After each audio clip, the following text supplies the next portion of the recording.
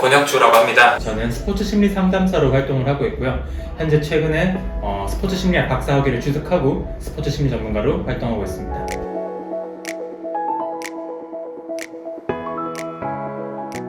스포츠 심리 상담사를 하시는 분들은 대부분이 다 체육학을 전공하신 분들이에요. 저는 학부 때 심리학을 전공한 사람입니다. 그래서 심리학을 공부하던 찰나에 제가 또 스포츠를 엄청 사랑하는 사람이라 아마추어 대회나 동아리 대회를 되게 많이 나갔어요. 근데 그때 나갔을 때 굉장히 좀 마음에 와닿았던 게 선수들이 시합에서 지거나 혹은 시합 직전에 막 우는 친구들이 있더라고요. 그때 딱 생각이 난 게 심리적으로 어려운 분들, 특히나 이렇게 취미로 그냥 활동을 하는 친구들도 이렇게까지 시합 때 막 힘들어하고 긴장하고 우는데 선수들이 과연 얼마나 더 힘들까. 이걸 업으로 삼은 사람들은 훨씬 더 부담감을 크게 가질 것 같고 더 많이 스트레스를 받을 것 같은데 그런 사람들은 어떤 심리적인 케어나 혹은 상담을 받을까, 그런 거에 대해서 관심을 가지게 돼서 학부 교수님들이랑 그리고 제 인터넷을 엄청 많이 뒤져서 스포츠 심리학에 입문하게 되었습니다.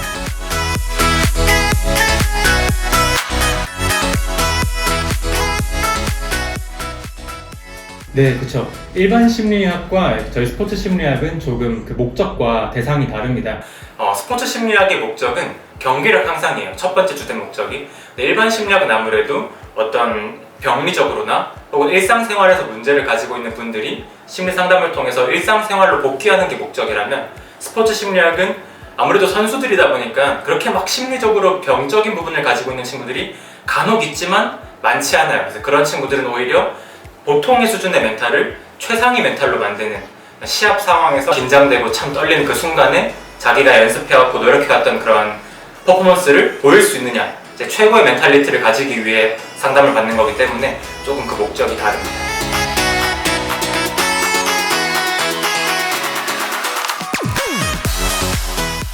대학원 진학을 일단 무조건 하셔야 된다고 저는 생각을 해요.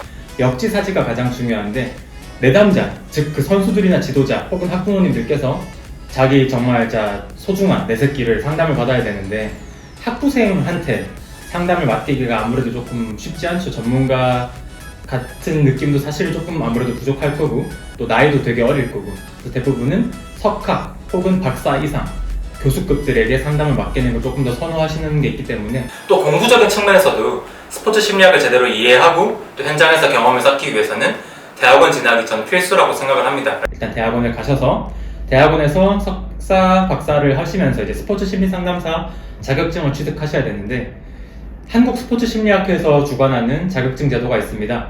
근데 이제 아무래도 다른 학회나 다른 인터넷에서도 이거 자격증을 딸 수 있어요. 하지만 아무래도 공신력이 조금 더 떨어지게 되겠죠. 그래서 우리나라 대부분의 유명 대학들이 모여있는 한국 스포츠 심리학회에서 주관하는 상담사 자격증을 취득하시고 2급부터 1급까지 상담을 할 수 있는 이 자격이 주어지게 됩니다.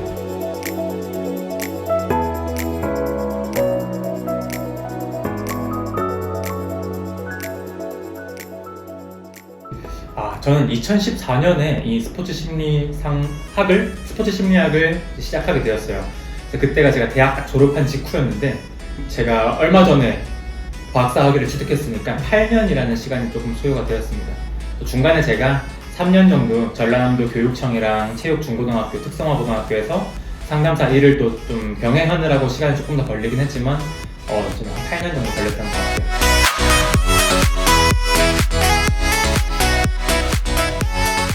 당연한 이야기일 수도 있지만 일단 첫 번째로 저 꼽는 거는 인성이라고 저는 생각을 합니다. 어린 친구들 혹은 베테랑 선수들은 조금 다른 이야기겠지만 어린 학생 선수들을 많이 만나는 직업이기 때문에 인성적으로 조금 성숙되지 못한 친구들은 아무래도 이 일을 하는 데 있어서 많은 좀 시행착오를 많이 겪을 것 같아요. 그래서 인성이 첫 번째인 것 같고, 두 번째 역량은 소통 능력이라고 저는 생각을 합니다.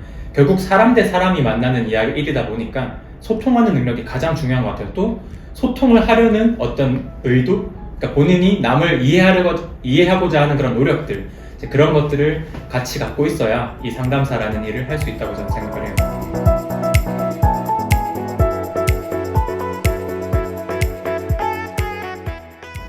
가장 중요한 요소는 아무래도 선수 입장에서 생각하는 겁니다. 제가 상담사 초창기 때, 그러니까 저는 2016년, 7년 처음 전라남도에 내려갔을 때 학생 선수를 만났을 때가 제일 미안하고 부끄러워요. 그 친구들한테는 그때 제가 그냥 배운 거를 알려주는데 급급해서 그냥 정말 막 던지듯이 그 친구들에게 막 다 해주려고 너무 의욕이 앞서가지고 다 그냥 주려고만 했던 것 같은데, 그 선수들이 그걸 받아들일 준비가 되어 있는지, 또 그냥 지도자가 시켜서 온 건지, 아니면 또 본인이 배운 것들을 활용할 수 있는 환경에 있는지, 그런 것들을 좀 많이 고려를 해서 선수 입장에서 하나를 알려주더라도 좀 제대로 좀 써먹을 수 있게끔 알려줬어야 되는데, 그냥 알려주는 회기 프로그램 진행에만 급급해서 그냥 막 진행했던 기억들이 있습니다. 그래서 그런 부분들 때문에 무조건 선수의 입장에서 생각하는 게 가장 중요한 첫 번째 중요한 점이라고 생각을 합니다.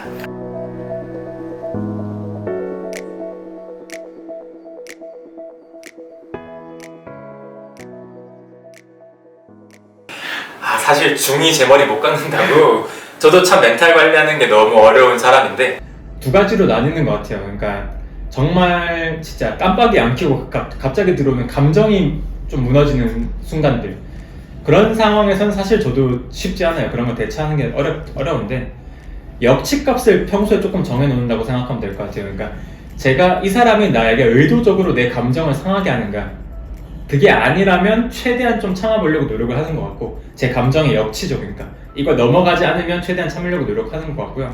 넘어간다면 어쩔 수 없이 저도 조금 사람인지라 감정이 나오게 되지만 최대한 그런 부분들을 생각하려고 하고, 두 번째, 이제 감정이 아니라 생각을 조금 해야 되는 부분들은, 예를 들어서 잡생각이 너무 많아서 현재에 집중할 수가 없다, 내가 지금 고민이 너무 많아서 당장 해야 될 걸 할 수가 없다, 그런 상황에서는 최대한 전 머리를 비우려고 노력을 하는 편이라, 뭐 그림을 많이 그린다든지 아니면은 게임을 조금 한다든지, 손이 바쁜, 그러니까 제가 뭔가 집중해야 될 소일거리들을 무조건 만들어놔요. 일부러 그림도 막 진짜 복잡한 그림을 그린다든가, 아니면 게임도 손가락을 좀 많이 써야 되는, 순간순간 막 다른 생각 안 하고 집중을 막 해야 되는 그런 게임들을 짧게 딱 하고 나면 그래도 조금은 생각을 정리하고 깨끗하게 정리하는 도움이 되는 것 같습니다.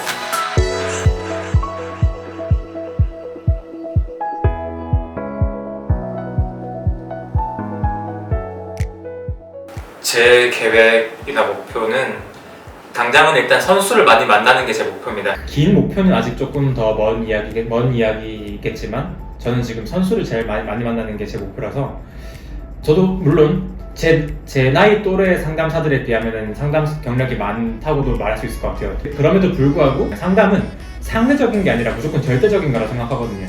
제가 일반 심리학 공부할 때 상담학 교수님께서 이런 말씀하신 적이 있어요. 한 명의 제대로 된 상담사가 발현되기 위해서는 1000명의 내담자가 필요하다라고 말씀하셨는데, 1000명 저는 지금 아직 너무 먼 이야기인 것 같거든요. 이제 200명, 300명도 못 만난 것 같은데 1000명이면 또 몇 년을 더 만나야 될 것 같아요. 그래서 현장에서 선수들이랑 직접 호흡하고, 또 그 친구들이 지금 겪고 있는 혹은 또 지금 생각하고 있는 문제가 뭔지를 계속 느낄 수 있어야 된다고 생각해요.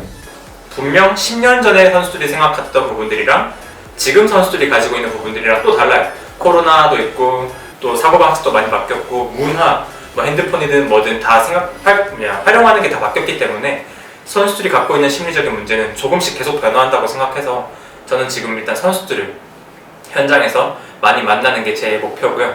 이제 장기적으로는 조금 더 학생 선수들 중에서도 미래를 꿈꾸는 친구들, 특히나 조금 운동선수 중에서도 국가대표를 꿈꾸는 선수들, 예를 들면 상비군들이 되겠죠. 이제 그런 친구들을 조금 더 중점적으로 맡아서 그 선수들이 실제 뭐 국제대회가 됐든 아니면 전국체전이 됐든 중요한 대회에 나가서 정말 뛰어난 실력을 발휘할 수 있도록 음지에서 철저하게 보이지 않는 곳에서 지원하는 게 제 목표입니다.